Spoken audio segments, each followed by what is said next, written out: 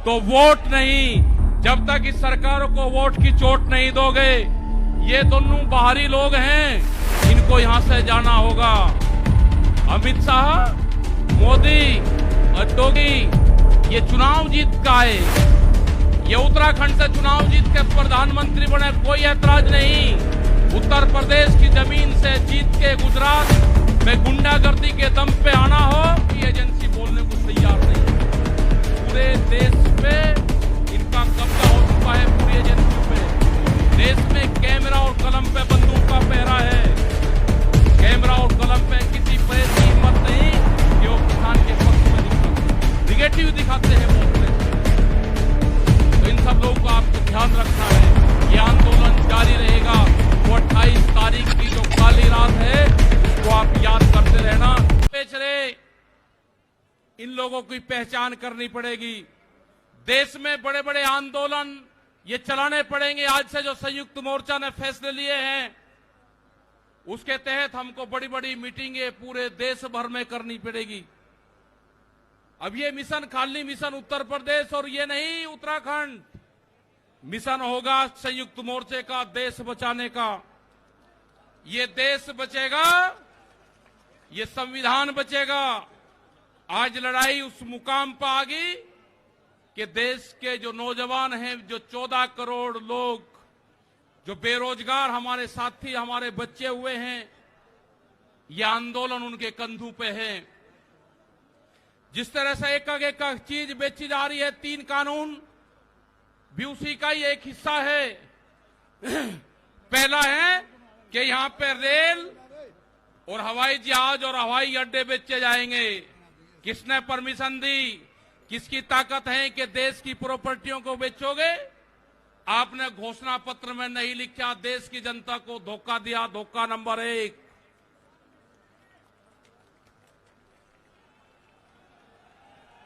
धोखा नंबर 2, धोखा नंबर 2, बिजली बेचेंगे, प्राइवेट करेंगे बिजली को। ये धोखा नंबर 2 कहीं घोषणा पत्र में नहीं लिखा। जब वोट मांगी, नहीं कहा कि बिजली भी बेचेंगे।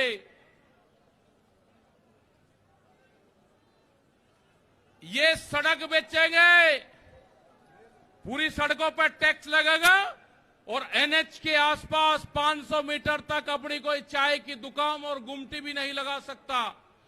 अगर किसी ने चाय का खोखा रखा तो वह जमीन उसकी गांव समाज में निहित होगी। ये सड़कों को बेचने का काम करेंगे। ये देख लेना क्या क्या चीज बिक्री है। ये सेल फॉर इंडिया का बोर्ड देश में लग चुका है।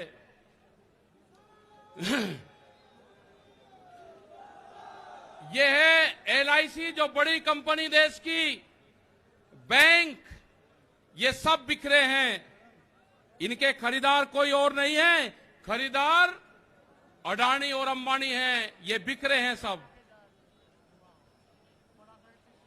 एफसीआई की जमीन, जहां पे हमारा भंडारण होता था, वे पूरी जमीन, पूरे गोदाम अडानी को दे दिए गए हैं। पूरी एफसीआई के जो गोदाम हैं अडानी के कब्जे में हैं। आपके पास में, भारत सरकार के पास में कोई भी गोदाम अब नहीं बचा है। देश के बंदरगाह, पूरा जो समुद्र के तट थे 100-100 किलोमीटर तक एक कंपनी को बेच दिए। वे बंदरगाह भी बिक गए। ये भी आपको जानकारी होनी चाहिए। वहां पे जो मछली पालन किसान हमारा था, जो नमक का किसान हमारा था, खत्म हो गए। बड़े बड़े बंदरगाह वहां पे बिक चुके हैं।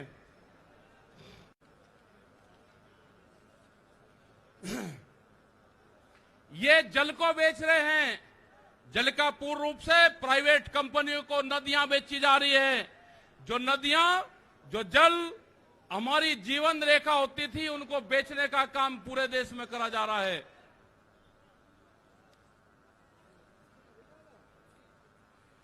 ये इंडिया ऑनलाइन सेल, मतलब कोई भी कीमत किसी भी चीज की लगा सकता है। भारत बिकाऊ है, ये भारत सरकार की पॉलिसी है।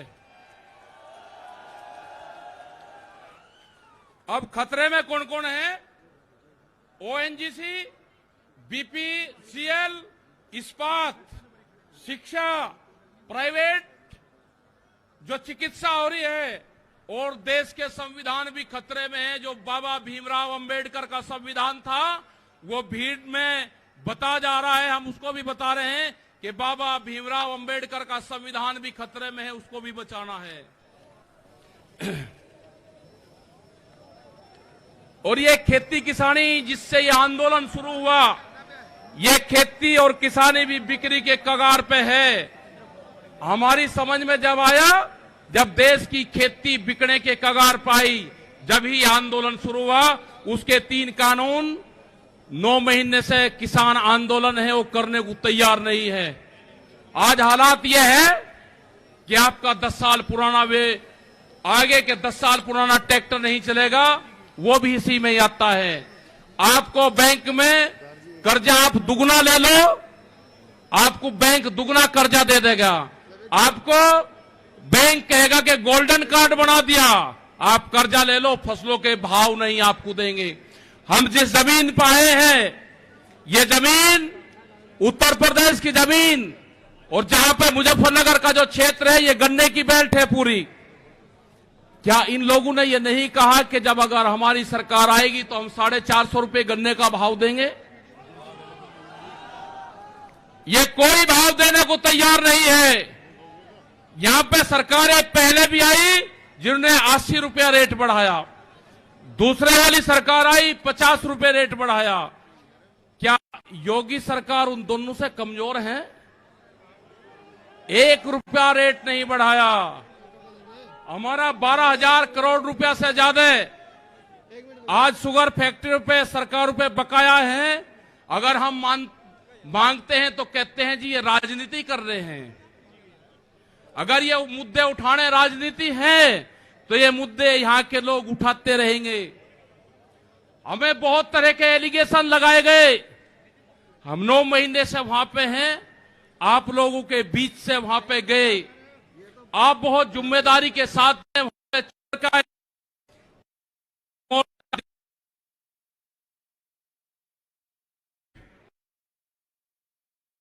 तो सिर्फ संयुक्त मोर्चा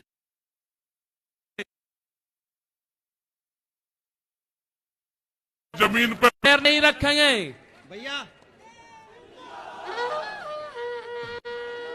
यहाँ पे मुजफ्फरनगर की जमीन पे हम पैर नहीं रखेंगे। हम गाड़ी से यहां से वापसी जाएंगे। जब ये आंदोलन फतेह होगा, इस किसान और देश के जवान की जीत होगी, जब ही हम यहां पाएंगे। अत्याचार बहुत है। यहां पे पुलिस फोर्स के लोग भी होंगे। यहां पे पुलिस फोर्स के लोग हैं, उनकी सैलरी 25 और 30 हजार रुपए हैं। ड्यूटी वे 24 घंटे देंगे। मास्टर जो प्राइमरी का टीचर है उससे आधी सैलरी उनकी होगी। वे आवाज नहीं उठा सकते, उनकी आवाज को दबाया जाता है। उनका जो क्वार्टर है वो 500-600 फीट में है।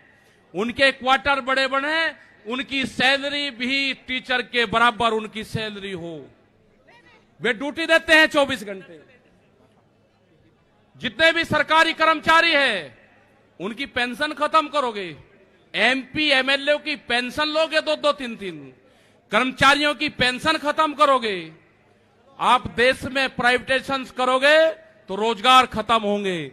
हमारी समझ में एक बात नहीं आई, जो बड़ी बड़ी कंपनी 67,000 और 1 लाख करोड़ रुपया सरकार का लेकर भाग जाती है, उन्हीं को ही फिर बड़े बड़े संस्थाएं बेच रहे हैं। वो पैसा कहां जा रहा है? अगर पूरे हमारे संस्थाओं के रेलवे बिक्री है, रेल के 4.5 लाख कर्मचारी बेरोजगार होंगे। मैंने जो सफाई कर्मचारी है उनसे बातचीत करी, रेलवे के या किसी भी नगर पालिका के हों, 5 और 6 हजार रुपए में वे सफाई कर्मचारी वाल्मीकि समाज के लोग नौकरी करेंगे। यहां पे अगर ठेका पड़ता होगी तो रोजगार जाएंगे। अगर प्राइवेट कंपनी के हाथ में ये कंपनी आ जाएगी, जिस तरह से रेलवे गई, 4.5 लाख कर्मचारी बेरोजगार होंगे। जो रेहड़ी पटरी के लोग अपना रोजगार चलाते थे, वे 4.5 करोड़ लोग हैं, वे बेरोजगार होंगे। बड़ी बड़ी एमेजॉन जैसी कंपनी आ रही है जो इस देश में व्यापार करेंगी, इस देश में मॉल खुलेंगे, वे हमारे मजदूर भाई कहां जाएंगे?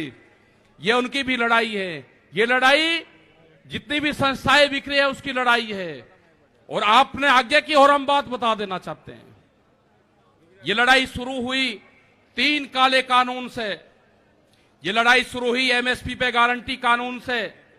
हमने एक ही जिले का एक डाटा भारत सरकार को दिया, यहां उत्तर प्रदेश के अधिकारियों को दिया, यहां के मुख्यमंत्री को दिया। रामपुर जिले में जो मंसूरी धान की खरीद होती है वो बिहार में पैदा होता है, उसको बेच रहा है यहां पे। वो पंजाब जाता है, हरियाणा जाता है। बड़े व्यापारी का धान फसलें एमएसपी पे बिकती है, किसान की 10 से और 15% बिकती है। ये आपको समझना होगा। पूर्ण रूप से फसलों के दाम नहीं तो वोट नहीं, ये नारा लगाना पड़ेगा। फसलों के दाम नहीं तो वोट नहीं।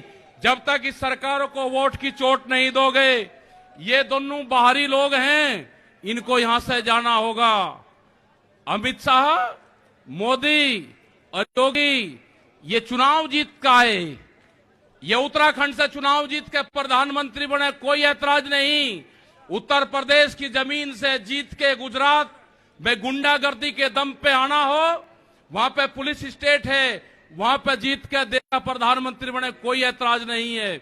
लेकिन उत्तर प्रदेश की जमीन पे ये दंगा करवाने वाले लोग हैं, इनको यहां पे बर्दाश्त यहां की जनता नहीं करेगी। ये मिशन जो संयुक्त मोर्चे का है ये तय हो चुका है और हम नहीं छोड़ देंगे। अगर हमारे को शहीद होना पड़ेगा तो हम मोर्चे पर होएंगे, या तो जीत का आएंगे, बगैर जीते नहीं आएंगे वापसी। ये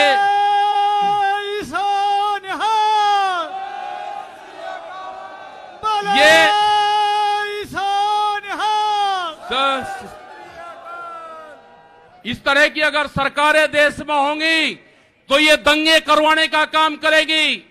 पहले भी नारे लगते थे जब टिकैत साहब थे, अल्लाहू अकबर, अल्लाहू अकबर, ये नारे लगते थे। हर हर महादेव और अल्लाहू अकबर के नारे इसी धरती से लगते थे। ये नारे हमेशा लगते रहेंगे, ये नारे हमेशा लगते रहेंगे। दंगा यहां पे नहीं होगा। ये तोड़ने का काम करेंगे, हम जोड़ने का काम करेंगे। किसी गलत फहमी में मत रहना। ये देश हमारा है, ये प्रदेश हमारा है, ये जिले हमारे हैं। आप तैयार रहना। ये कहते हैं कि लाल किले पे किसान गया, अगर लाल किले पे नहीं, किसान तो अगर जाता तो पार्लियामेंट पे जाता जहां पे कानून बने हैं। लाल किले पे धोखे से लेके गए हैं आप हमको, हमारे लोग नहीं गए। धोखे से लेकर आप लोग गए हैं। क्या कोई देश की एजेंसी है कि जो उसको जांच कर दें? क्योंकि कोई एजेंसी बोलने को तैयार नहीं है। पूरे देश पे इनका कब्जा हो चुका है, पूरी एजेंसियों पे। देश में कैमरा और कलम पे बंदूक का पहरा है। कैमरा और कलम पे किसी प्रेस की हिम्मत नहीं कि वो किसान के पक्ष में दिखा दे। निगेटिव दिखाते हैं बहुत प्रेस के लोग।